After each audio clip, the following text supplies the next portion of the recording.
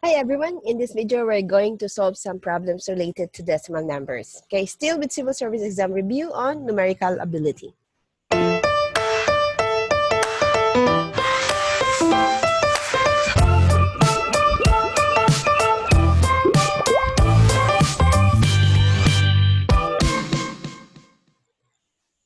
So first problem here, a bakery used 4 cups of flour to make a full-size cake. If they wanted to make a cake that was 0.5 the size, how many cups of flour would they need? So, dito nagtanong kung gagawa ka daw ng, yung bakery daw gagawa ng full-size cake, kailangan nilang 4 cups na flour. So here, 4 na cups of flour. Kung 1 full-size cake. Now, gagawa sila ng 0.5, half the size of the cake. How many flour do you need? So actually, hindi mo na kailangan i-solve dito. Madali lang to, di ba? Pag sinabi mo half size, meaning to say, pwede mo, it's either i-divide mo yung 4 cups by 2 para maging half lang siya. So that will give you 2 cups. Or pwede mo rin i-multiply si 4 by 0.5 kung decimal ang gagamitin natin. Okay, so pwede yun 2 ways, ganun. Pwede, kahit hindi na natin i-solve, madali lang makuha ang answer dito. The answer is 2 cups. But anyway, we'll do ratio and proportion for this. Papakita ko sa inyo. So sabi dito, kailangan mo ng 4 cups of flour for every 1 cake. The other ratio is x daw, meaning to say, let x be our unknown. Yung kung ilang cups kailangan kung gagawa tayo ng 0.5 na cake or half size lang.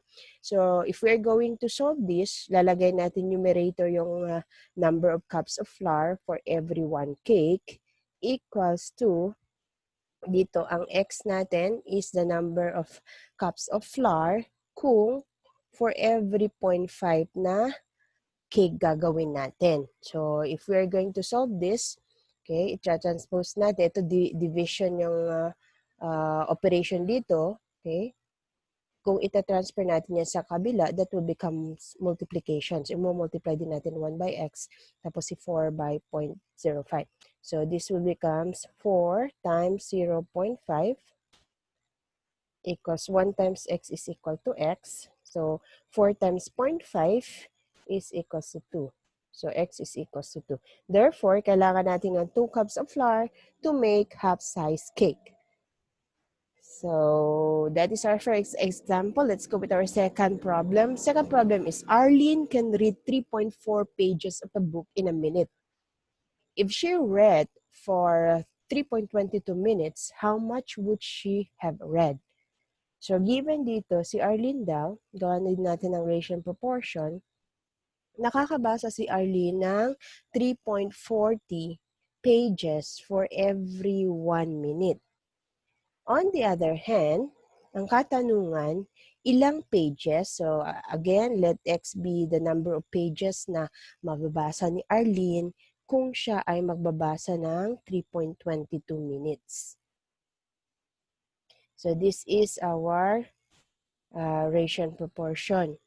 So, if we're going to solve this, okay, lalagay natin sa taas yung number of pages that Arlene can read for every 1 minute is equal to x, okay, the number of pages that she can read for every, in 3.22 minutes. So, if we are going to solve for x, that is 3.4 times, since division ang operation dito, pag ita-transfer natin yan sa kabila, that will becomes multiplication times 3.22, and that is your x. So, if we're going to multiply 3.40 times 3.22, that will give us 10.948. And that is number of pages. So, mean to say, si Arlene ay makakapagbasa ng 10.948 pages kung siya ay nakapagbasa na ng 3.22 minutes.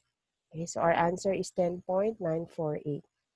Next, a geologist had 2 rocks on scale that weigh 3.3 kilograms together. Rock A was 0.1 of the total weight. How much did rock A weigh? So in this particular problem, hindi na natin kailangan malaman pa kung ano yung weight ng other rock, di ba? Kasi given naman dito ang total weight, given na rin yung proportion. This is the proportion of the weight of rock. 0.1% siya. Not percent, 0.1 lang ang ratio niya. So, ang gagawin natin, pwede natin idiretso na multiply. Okay? So, paano?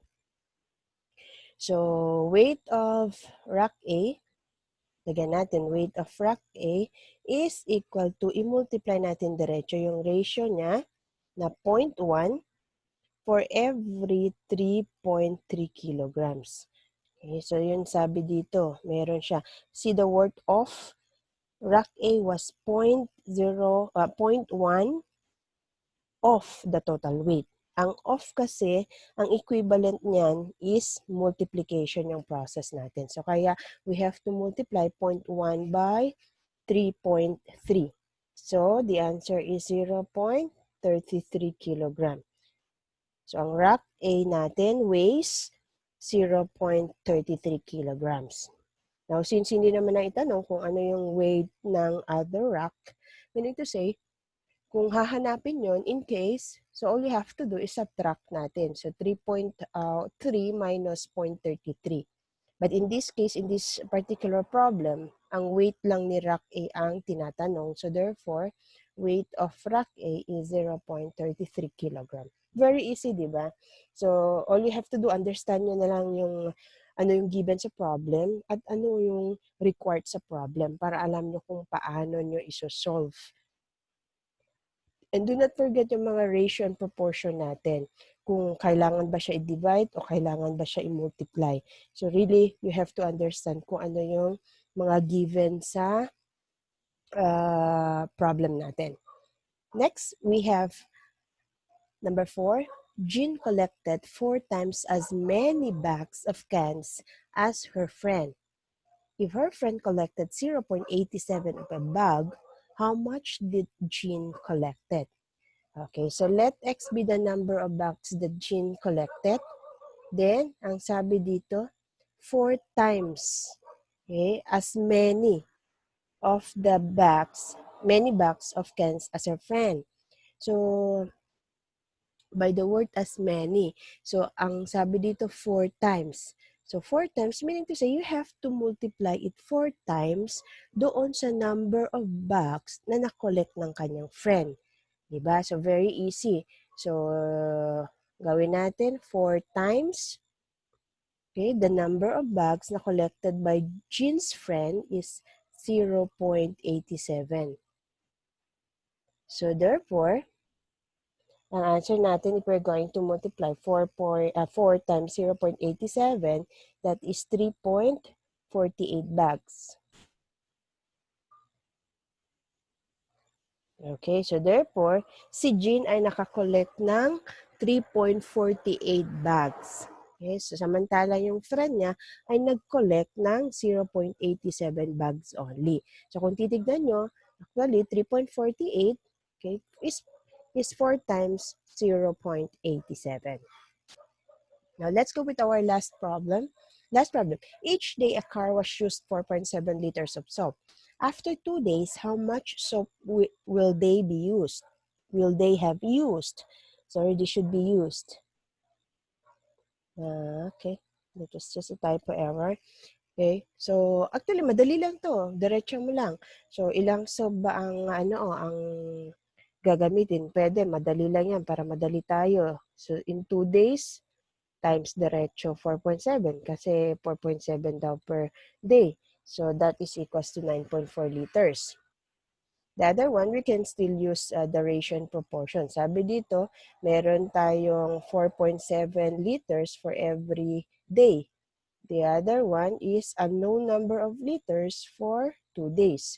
So just make the ratio and proportion. 4.7 over 1 is also equals to x over 2. So to get the value of x, cross multiply natin. Okay, so transpose natin.